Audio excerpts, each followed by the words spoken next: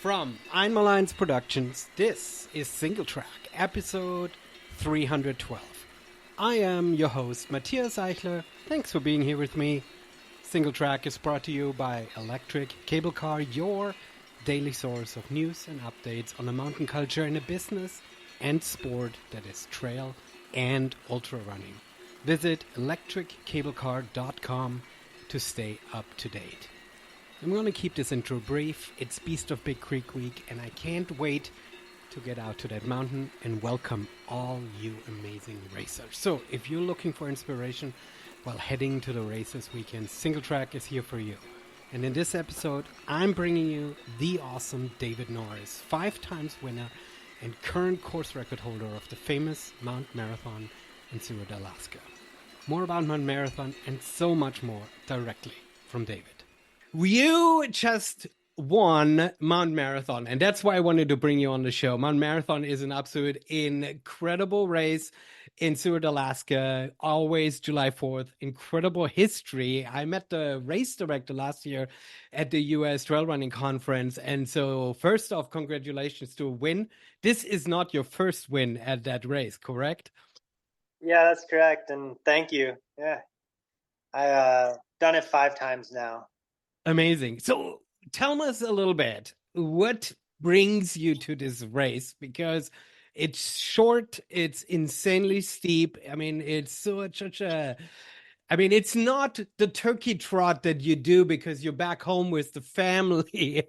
And so you sign up for a 5K, even though it's not much more than a 5K in itself. Yeah, exactly. No, it's a super steep, really rugged, no marked course, just a turnaround point at the top of the mountain. And originally I did it kind of out of convenience and like a little bit of like intrigue because it is like a huge race in Alaska. So it was always kind of like on my radar as like a bucket list race. But while I was living in Anchorage full time for like 6 years training for cross country skiing, it was kind of like there's a lot of like VK type races around Anchorage. Okay. And so doing some of those, I really liked those events, and they're really well suited for me and like for ski training. So then when the opportunity came to do Mount Marathon, I kind of was like, I gotta do Mount Marathon when I get an entry, because it is a tough race to get into. Yeah, there's a lottery, and so it's super challenging to get in. And then it's one of those races where, at least on the video live stream, I've not been there in person, it feels like you need some guts to want to run this. So it's not just like, endurance and trail running, often the guts is how long am willing to stay on my feet. But with Mount Marathon, there is that element of like, I need to also stay alive. Yeah. I mean, I think there's like just about anyone could get up and down it safely, but then it's like, what's that like where's your comfort zone to do it at race pace, particularly the descending, because it is so steep that it like you're fighting gravity to not let your legs take you too fast and then lose control.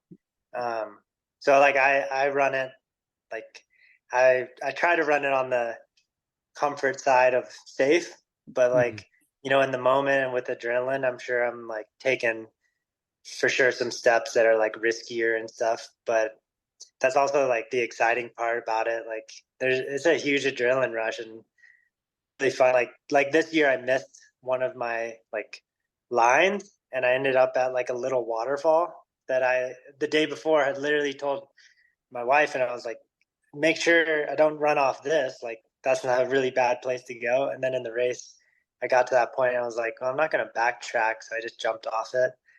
And but like it was totally fine, like with adrenaline and stuff. I don't know, I just like hopped off it and kept running, but it was like probably like an 8-foot little drop. But yeah, it's just an exciting race like that.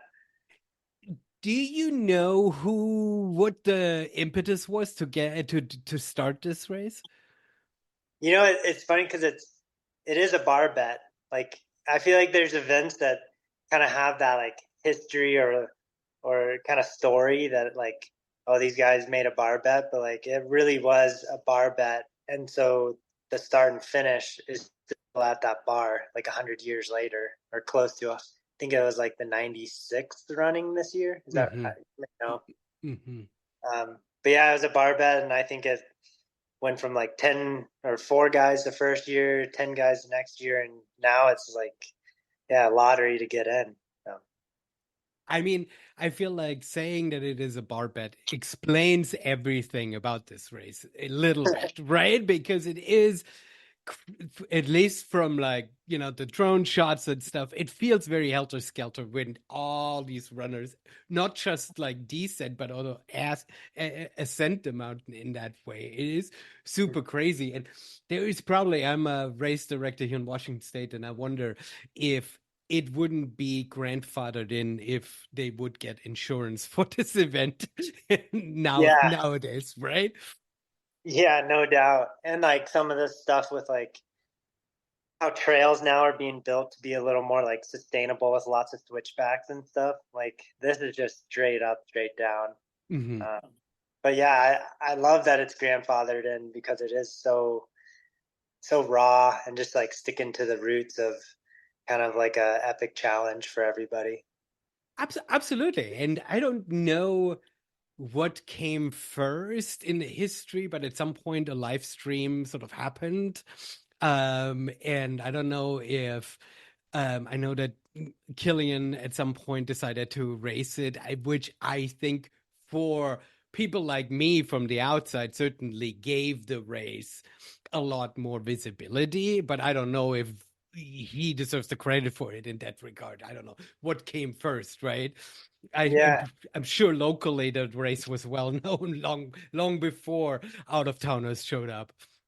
yeah, for sure. Locally, it was like I think people would call it like the Alaska Olympics kind of Oh. thing, and but but absolutely when Killian came and Ricky Gates and there was Nick Ellison, like those guys, I think they put it on the map Hmm. nationally and worldwide, and I think the year Killian raced, the live stream definitely was like it was it was a next level of live stream. Like they had helicopters and they were filming it.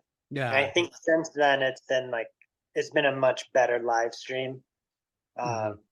And you asked like what kind of provoked me to race, and also like it was perfect timing that the summer. So there's a set of races that if you win it in Alaska, you get auto entry into Mount Marathon. And so I Okay. won one of those races, and then a few weeks later, I was watching the live stream of Killian racing, and I was watching that and being like, "Man, this is so epic! This is so sweet! Like, I wonder if I could run. Like, could I have kept up with those guys today?" And my one of my friends was just like, "No way! Like, you're an idiot to think that kind of thing." And I was like, "I don't know if you don't like if I don't try, you never know." And so He's not a good friend. He I should have more faith in you. no, I but Killian's like just incredible and like the best of the best and like so versatile. It was tough to imagine that like, like just a bunch of like Nordic skiers could run that pace. Yeah. Um, but then since then, some of us have. So it's kind of cool that, Well, yeah. that's exactly my point, right? I mean, it's not like he showed up there as an out of towner with experience and set a course record that has not been touched, right? I mean, you've broke the course record since, right? Yeah, the very next year. Well, So, and that was really like, I guess I was kind of ignorant or naive coming into that first year being a rookie. Like I was really excited to do the race, but I didn't fully grasp what Mount Marathon meant to the running community in okay. Alaska. Yeah. And when Killian came and broke the record, it was really exciting for everyone. But then for me, the next summer to break the record and put the record like back in Alaskans' hands, I Yes. I had like I'd never had so much like encouraging, kind, like fan mail coming to like my social media, my email, and it it was crazy. It was like almost like a wake up call of like, wow, like this running community in Alaska is really special, super tight, and they're like very proud of me and super encouraging and supportive. And it kind of like, I think it shaped a little bit of like where I'm at now because of Okay. how well that first year went. Yeah, it was really special. I mean, this is really cool because I think there is sort of a nice little balance where I think it's exciting when out of towners sort of come and I don't know what the right word. I don't want to say bless your event because you don't need their blessing, but it's exciting, Yeah, if they want to participate, right? There is an acknowledgement that this event is special enough for somebody from Europe to travel all the way to Alaska to race it, right? And yeah, so I think the community appreciates that and the attention, especially because it's not like it completely like changed anything about the event, right? The event is still the same, right? But then to bring it back into sort of Alaskan ownership, I think is super cool. And this year you raced against Max King, who, by now he's a little bit of an elder statesman in running. yeah. But I mean, did you feel him breathing down your neck, or were you feeling? Did you feel comfortable that you didn't have to worry about it? This year we were like, I kind of got some space from him early on, and then that just kept growing. The first time Max King and I went head to head was 2018, and it was like a much tougher battle, and partly because of like the way the race shook out. Like I don't know if our time gap is much different from this summer to 2018's race, but like we both took it out super hard, and I think we were just kind of like each had the idea that we were gonna just like pummel each other into the ground early and like break one another. And luckily, he broke first, I guess, but like it actually was like the toughest race of my 5 years because we took it out so hard that like by the midway point, I was like, it was just hanging on for dear life. Where this year, I had a little more confidence to be like, like I wanted to go out hard and like get away from Max if I can, like not just pull up the mountain, but I also knew I didn't have to like go all out and then like suffer the second half because you can make up a lot of time if you run the second half well. Mm-hmm. Mm-hmm. And so it just kind of like shook out that I got some space from him maybe like 8 minutes into the race, and then you head into the woods where it's like the bottom half's really thick, kind of like it's sort of weird. It's like rainforesty type stuff, like big ferns and like massive trees actually, and the line of sight's really short.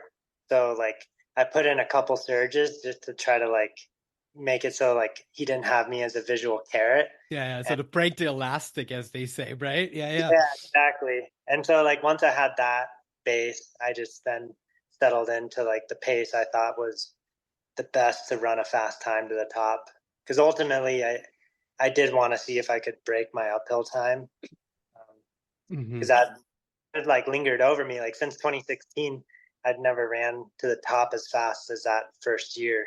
Okay. But like all my other metrics and other uphill time trials, I was breaking personal records.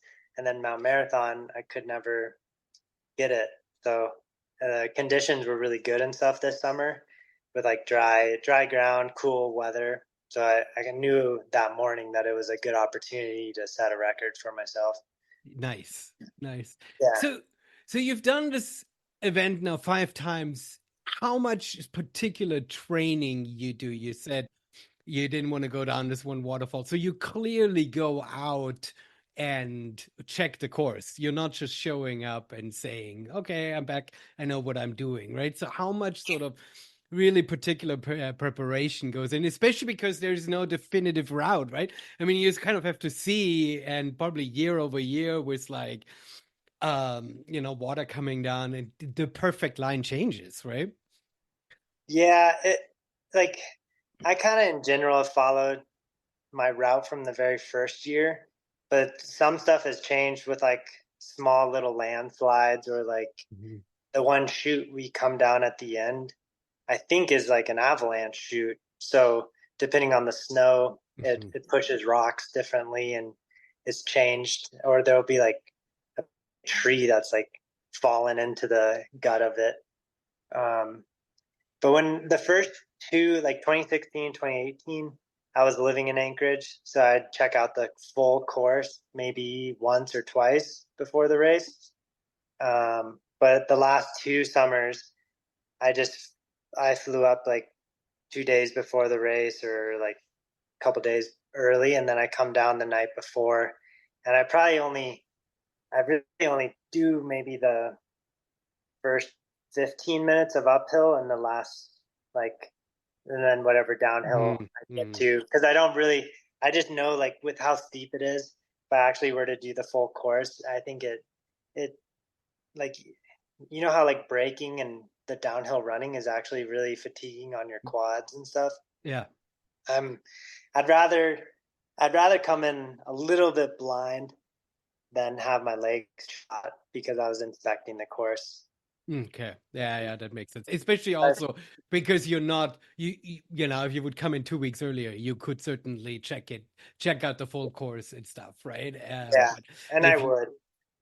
yeah, no, that makes sense. So you run in the summer. You don't just run Mountain Marathon, you run the Cirque Series races too. Tell us a little bit about those events because they also fly a little bit under the radar. They're so well organized and they're such specific locations, but I mean, for me personally, it's hard to travel to a short distance, right? I feel like there is sort of something. If you travel, you want something long, but these events are totally worth traveling to. Tell us a little bit about Cirque Series. Well, I first got like exposed to them by the Alyeska Cirque Series race Hmm. because I was training in Anchorage and like it was probably like 2017 maybe it was the first time they came to Alyeska. And at that point, with my ski training and like the goals in Nordic, I didn't really want to travel outside of Alaska for anything in the summer. Like I was like, keep life simple, just stay put and kind of put my head down and train hard. And then all winter I get to travel for skiing.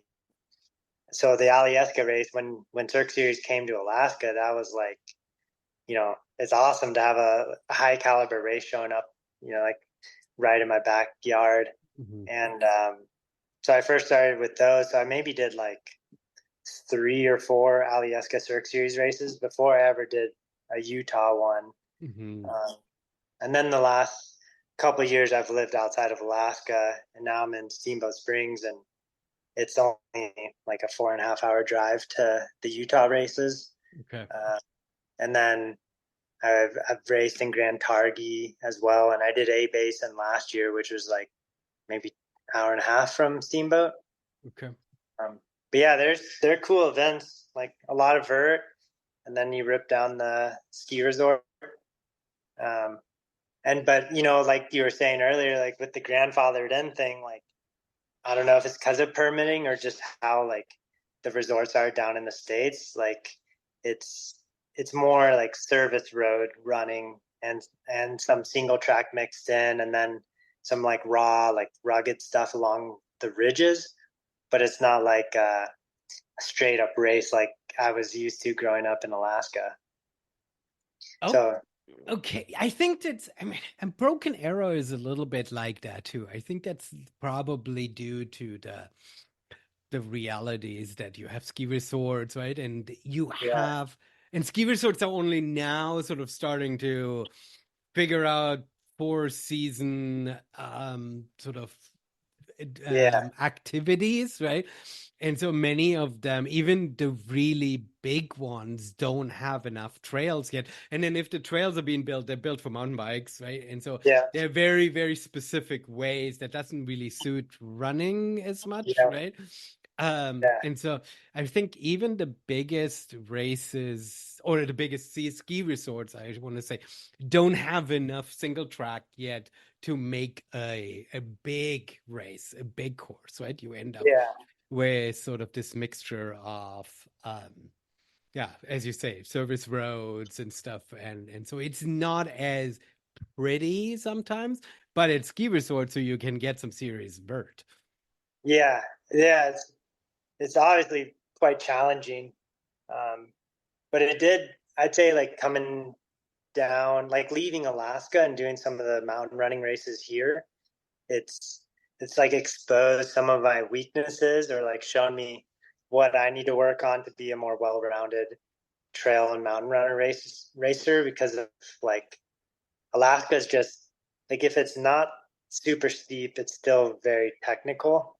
So Hmm. like it it rewards fitness and strength a lot more than like there's sections on like a service road where mechanically I'm struggling to run like a 5 minute mile in the middle of a race where Hmm. like I'll Hmm. be next to some guy that ran for like some great like D1 college and we hit the flat section of the service road and they just take off and they're just Hmm. relaxed and they're cooking down that road and it's like tough for me. So like it's been cool to like be like, all right, I got to improve that, but I still have like the uphill strength and technical downhilling stuff like that. So Yeah. it it's like maybe if I'm having a bad day and I'm like struggling, I have to make sure I'm like thinking of it as like this is exposing me to my weaknesses and I got to go home and like work on it versus just like wanting to complain or get negative about it and be like, I hate this course.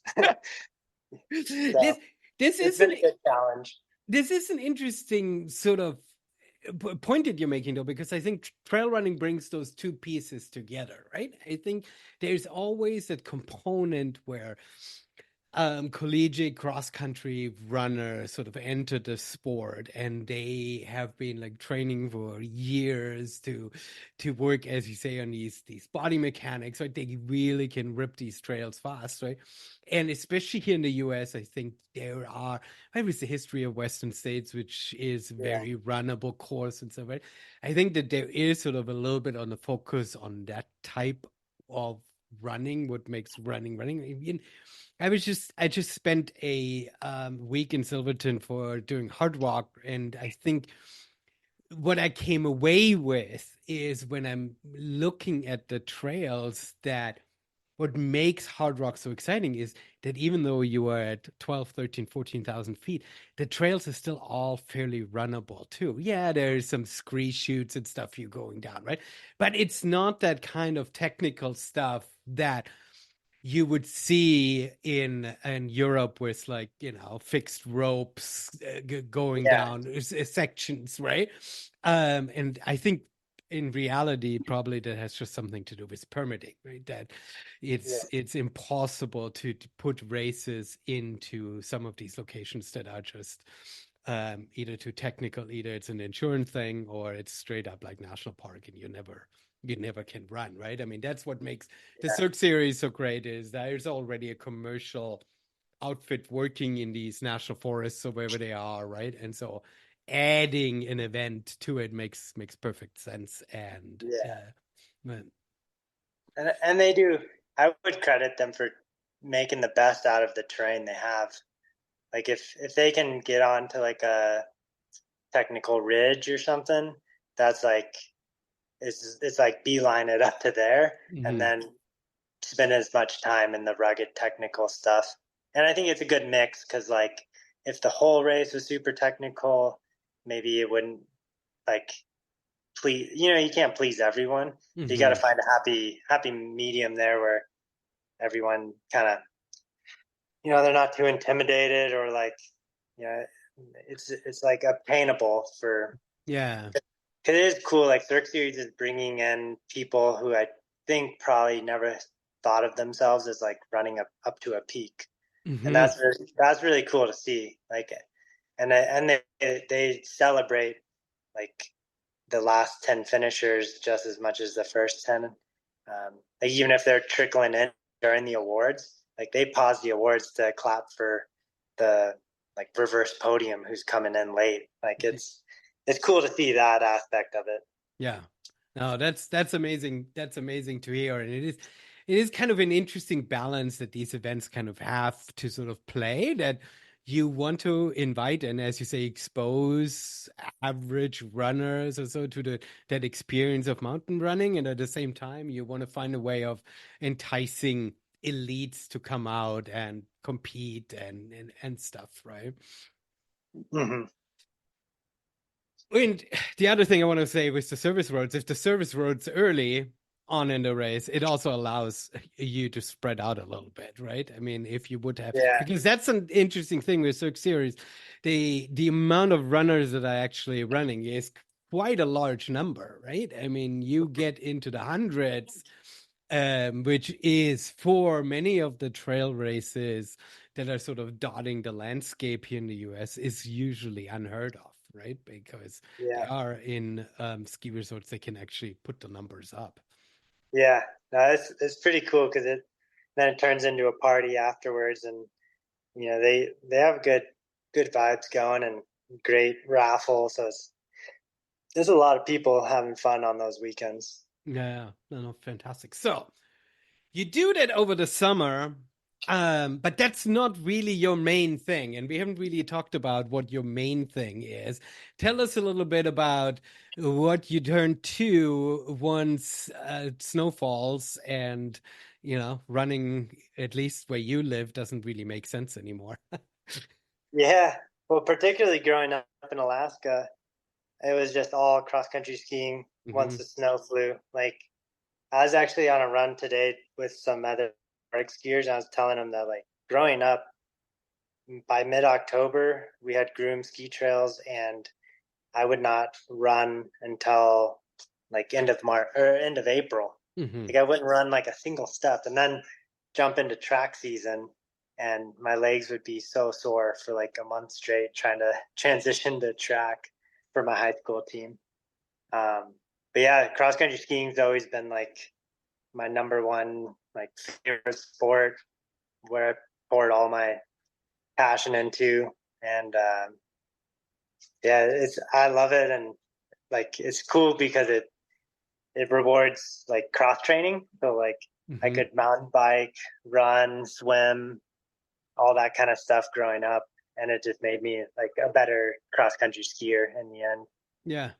end. That's amazing because that makes you, and I'm saying this as a compliment in that regard, that makes you kind of a European, right? Because it's the Europeans in the Alps who are forced, similar to where you are, to sort of have to switch to skis in some way or another for their training, but also to actually enjoy what is out in front of their door, right? If Yeah, they were in over here down in the continental USA, if for many of the runners, running is, well, if I want to run all year, I go to Arizona and move there, right? So I can keep running, but then you never get that cross training in. I mean, when yeah, Walmsley wanted to win UTMB, he decided that he needed to do skimo events, right? He yeah, wanted to adopt that mentality, and I don't know if it was necessary for him, but that sort of balance is, it's certainly refreshing mentally and physically, right? yeah. No, yeah. I love the fact that like by the end of the summer, when I'm maybe like I never feel burnt out, but like I'm starting to get excited for ski season. And then Hmm. by the end of ski season, I'm really excited for the upcoming running races. And it just keeps that transition is like never ending. And so I feel like it never gets bored or tiring. And then on top of that, like I think the like I know like all right, focus on ski season, and by focusing and working hard in skiing, I'll come into the running season in great shape. And then if I work hard during the running season, I'll come into ski season in great shape. So it's like, you know, it just keeps building on itself. Yeah, it is something that here in Washington State I miss a little bit. It's hard to get to ski terrain easy without always having to drive Yeah. long distances and stuff, and then you'll end up always, yeah, just running because, I mean, I live at sea level, so you anyway don't get a lot of snow, right? Yeah. Yeah, I've always lived. I've basically have never lived anywhere that there wasn't groomed trails within like a 10 or 15-minute drive. Yeah. And then now in Steamboat, I've started doing more skimo and skinning as well, which is super nice because like they have enough snowfall here that like there's some mornings when the cross country trails haven't been groomed yet, and so there's like say 6 inches or more, and the cross country skiing crap. So then I'm like, well, I'll just go skin because that's great, and it's going to be fun snow on the way down. And then by the afternoon, I can Nordic ski after work, and I'll have groomed trails because the groomers will have gotten out there by then. Mm-hmm. So it's kind of like this awesome, uh, like a new, it's nice to like find another tool or another sport to like gain fitness by, but also like it's just super fun. So like I'm stoked to have another activity that I love. Yeah. It's a little bit like, and the same with like the gravel biking is really good here in the summer. So like I started adopting that where like when I was living in Anchorage, I basically only mountain biked because I wanted to stay off the roads because I didn't really enjoy the traffic there. But coming here, it's been really fun. And like, I'm just like, wow, there's like a whole new sport to me. Like I never rode gravel bikes before coming here. So.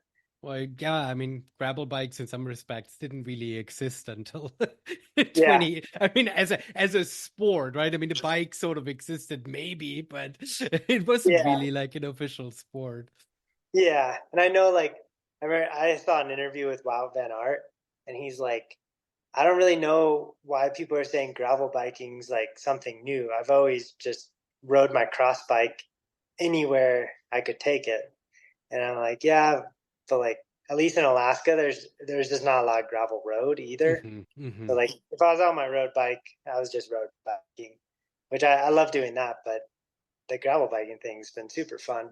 But yeah, It's side tangent. no, it's super fun, especially because you're away from traffic, as you say, Yeah, right? I mean, I don't love the idea of trying to train on the roads here. I feel like that they're too yeah. dangerous.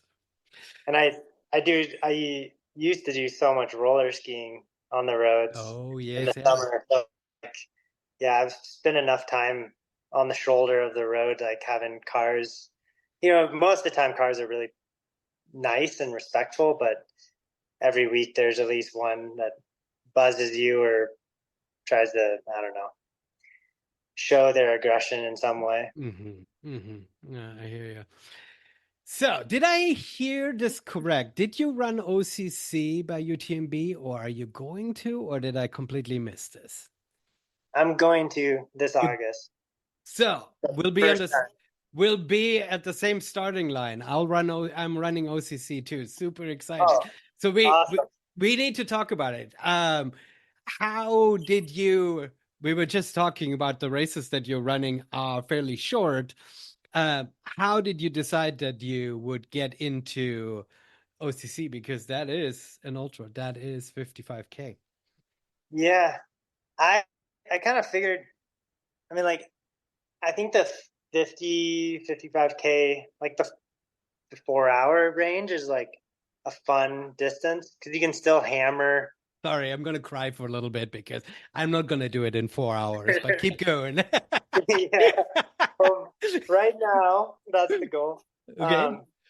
But or I don't actually know what the goal for OCC necessarily is, but like that range, Mhm. I just like that distance in concept. Like I've only done 250Ks now, um, but like kind of last summer, I was like, I think I should start doing 50Ks and potentially stretch out to 100K.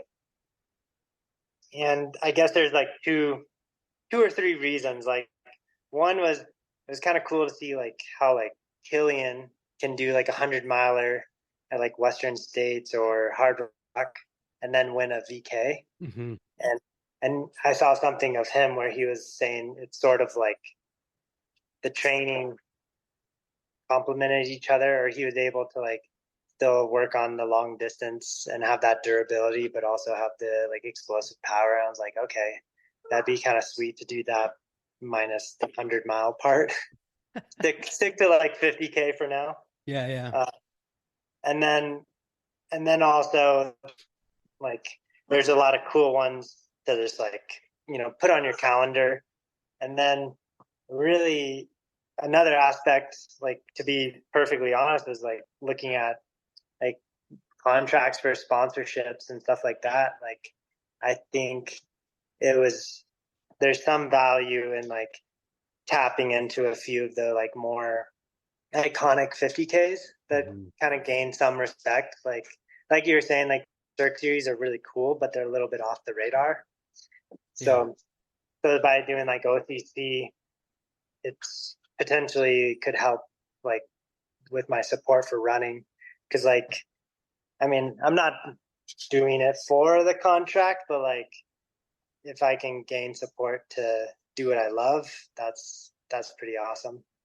I mean, I think for you in your position, that's a fair way of approaching what races you sign up and stuff. I don't think you should feel bad for that in any way, right? As you are like expressing that. I mean, I think that no, it seems like a reasonable thing. And OCC certainly. I mean, I have not been in Chamonix during UTMB week, but I can't wait to sort of Yeah. see sort of how trail running has sort of grown into this thing where you don't just show up at a little dirt road with a bunch of your running buddies, right? And you run through the night and then afterwards you go home, right? These events all still exist, and I'm not making them in any way sound or feel like that they're bad, right? I think that those are great, right?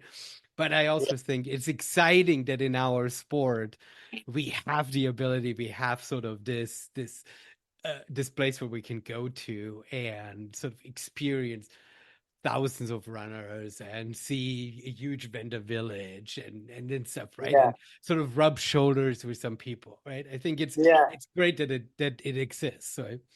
Yeah. And the streets are going to be lined with fans. Like I'm excited for how it's going to be a really special experience, I think. Yeah. Um, and But also like, you're used to this with mountain marathon. Probably the atmosphere up there, it's probably going to be it's yeah, better.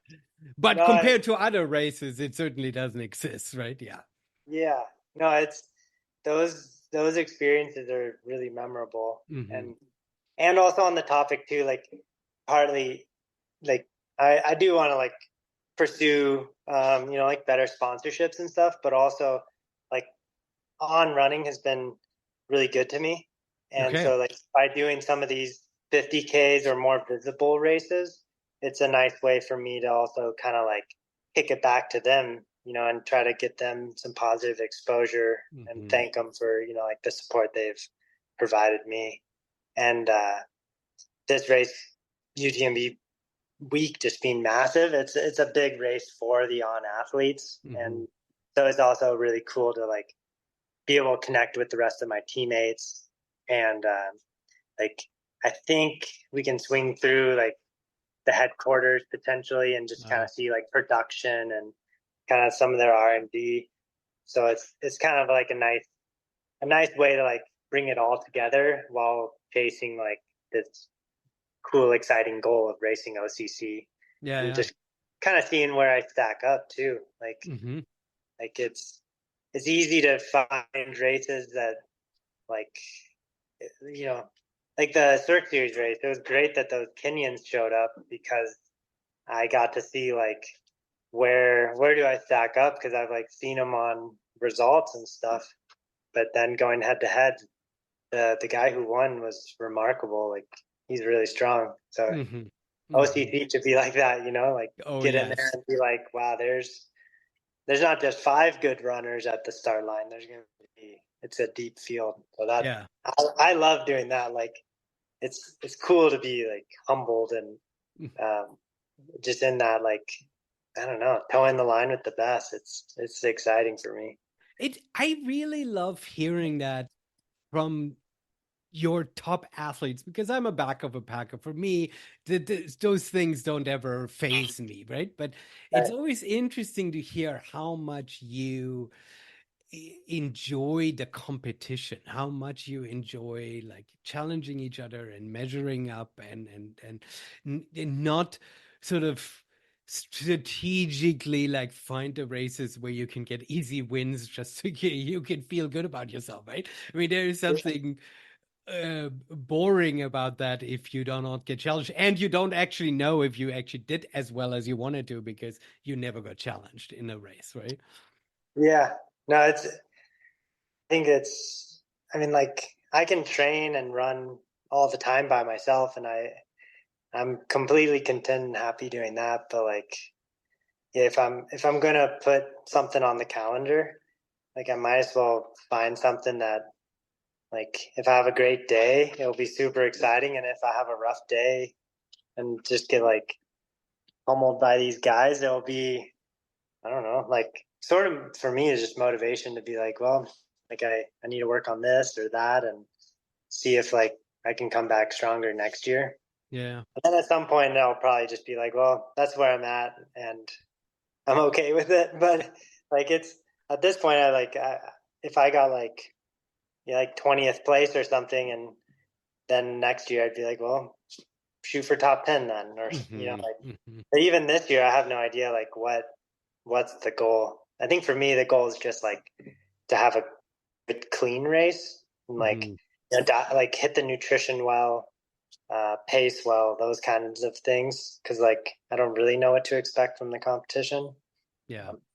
Um, It's it's tough too because it's still so many weeks out, right? We don't have a full lineup of who is actually going to make it, right? Who's well. I just saw that Francesco Papi has been struggling with stuff, and he usually runs OCC and stuff, right? And so there is usually a certain amount of shakeout of people being injured or dealing with things, right? yeah, Uh, and so in the end, even though you're running against other people, you do have to sort of bring it back to yourself and focus on, yeah, the basics, right? Nutrition, dialing your own race, right? yeah, and that's challenging enough. Like the way I qualified for OCC was doing the Puerto Vallarta 50K in Mexico Okay. Yep. Yep. last November, and it was 90 degrees, and like I think I was way like salt deficient, dehydrated. I was kind of like dealing with heat stroke and threw up a bunch in the last hour. Like it was totally an experience and kind of like a wake up call that like nutrition matters and stuff. Hmm. Hmm. And yeah, like if I can just like avoid those kinds of things, like, and just feel like I was able to push myself as hard as I could without any of those like other annoying things, like that would make my trip all worth it. And if it goes sideways too, I'll have a blast and hopefully learn from it. Yeah. Well, I mean, that's one of those interesting challenges, right? That especially as the distances get longer, you end up having to nail so many other things than just running well, being at peak fitness, right? I mean, there is so many things to think about and worry about, but that's also sort of the fun part of the puzzle, right? I mean, you end up having Mhm. to sort of figure out a whole bunch of stuff than just like, okay, I'll tie my shoes and run. Right. Well, and it's so funny. Like, as a ski racer, I always thought of running as like, I love running because there's nothing to it. Like, you just tie your shoes and you go. Um, but Little do now that you I'm doing, know. yeah, exactly. So that's been a fun thing to like. I see why people are so into like I never understood why people are so into like their gels and things like that. Because in ski racing, like, I don't we didn't really take a lot of nutrition down during the race. Like, it's Hmm. challenging with ski poles in your hands, but also even a 50K is only like a 2 hour race, Hmm. so it's just different. And yeah, I'm enjoying learning this side of mountain running, Yeah. the long stuff. So before I let you go, ski racing, Cortina 2026, is that on your horizon? Yeah, but I like at least at this point I'm kind of traveling less, and I took a full-time job in ski racing. I'm going to be training for Nordic a lot this winter, but I don't know if I'm going to have the time or the desire to travel to all the races necessary to like make a good attempt at qualifying. Hmm. So it's kind of hard because yeah, it's like I think it's possible to be in really good shape just staying at home and training really well, but it's a big commitment to attend all the races and travel a lot throughout the winter. So we'll see. I mean, I bet it's pretty unlikely, but luckily for me, like I can find a lot of enjoyment out of my younger teammates that I raced the World Cup with and stuff. Okay. They're now like, I mean, they'll be shooting for medals in Cortina. Hmm. Like it's, which is so cool because like for me, I was always just shooting to make the Olympics. And then the Americans that did make the Olympics, the boys weren't, I mean, we're always shooting for medals, but it wasn't like on paper a high likelihood. But now these guys they're so good. It's really cool to see like the development, how it Hmm. just like each generation, those guys get better and better. Um, so if And then the Norwegians show up again. I know it's always that's a tough one to break into the podium if they're stacking it. But yeah, I think I can be pretty content and excited to probably be watching the Olympics from home. Okay. Uh, but uh, but yeah, I'll be cheering for those guys for sure. And then Nice. even now in skimo, we'll be in the Olympics. But the sprint event doesn't seem it's not the most exciting for me with like how short it is and the transitions. Hmm. But like a 2 hour skimo race, then that'd be sweet. Nice. It Yeah. is a fun juxtaposition, right? To sort of look at how the Olympics have, established themselves and developed, and how hard it is for athletes, and how many boxes you got to check in order to actually get there, right? And trail running isn't in the Olympics yet, and the Olympics of trail running is UTMB when it comes to experience and stuff, right? And you you can run one race in Mexico and you get your stones, and with the lottery gods are nice, you'll run the race, right? I mean, I can run the Olympics of trail running because the lottery god were Yeah. were nice, and I was able to get into OCC, right? Which is sort of a yeah, it's just kind of a funny way to kind of compare these two sides. Yeah.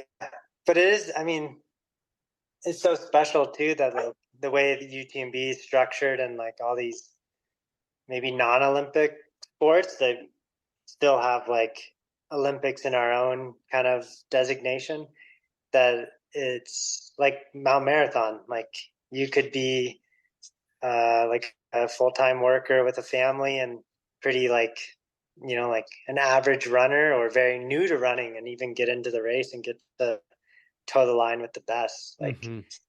I think it's cool because it like the Olympics are really exciting, but like like you get to experience UTMB firsthand, or like these friends of mine that get to jump in Mount Marathon. I think that's really cool because I don't know, it makes it more like personal experience, and then from then on, the rest of your life, you're watching these races and being like, well, I went there. Right? It's Exactly. pretty cool. Yeah. I hope, and I guess if you look at the landscape of how many races really exist, right? I don't think it will ever go away, but I hope as our sport professionalizes more and more and sort of inevitably grows to this next level, that we don't lose the very core of it, which is you have this mass start and you can be on the same starting line as Killian and Courtney and you, right? For me, right? No, yeah, I totally agree. Like it's so cool that way. Yeah, you're Yeah. not. you're not getting on the start line with like Tadej Pogačar or something, however you say it. Like Yeah. No, exactly. Exactly, right? I mean, if you play soccer, you can get inspired watching the Soccer World Cup, but you'll never be on the same pitch as Messi, right? It's just yeah, not going to happen, right? yeah. No, running's so cool like that. Yeah, I'm stoked that it kind of, yeah, like the Alaska mountain running scene got me into it. And then it's just kind of grown into like a bigger and bigger passion for me. And yeah, I feel pretty fortunate to be here and have some support that helps me to go to these races and get to Yeah. meet people like you and stuff. So it's been awesome. And I'm meeting like this whole new world of athletes because like all my friends in sport were like skiers, and Hmm. now I'm starting to meet the running world, and it's a whole new community. It's pretty fun. Fantastic. David, thank you so much for your time. Thank you for sharing a little bit of your story. I'm super excited that I caught that OCC thing and that you're actually going to be in Chamonix in August with me. So I'll make sure that, I don't know, I'll probably find a way of running into you at some point over there. Yeah, let's do it. But yeah, Fantastic. and thanks for having me on here. It's fun to chat and get to know you a little better. Yeah, I appreciate it. Thank you so much. Thanks for coming on Singletrack. Oh, before I let you go, why don't you tell the listeners Instagram, website, some links to share where they can check in on your training leading up to OCC and then you're transitioning to snow sports. Yeah, my Instagram handle is Grandmaster Norris. Yeah, Fantastic, fantastic. yeah. So Grandmaster Norris, and then I have a blog website at norrisnordic.com.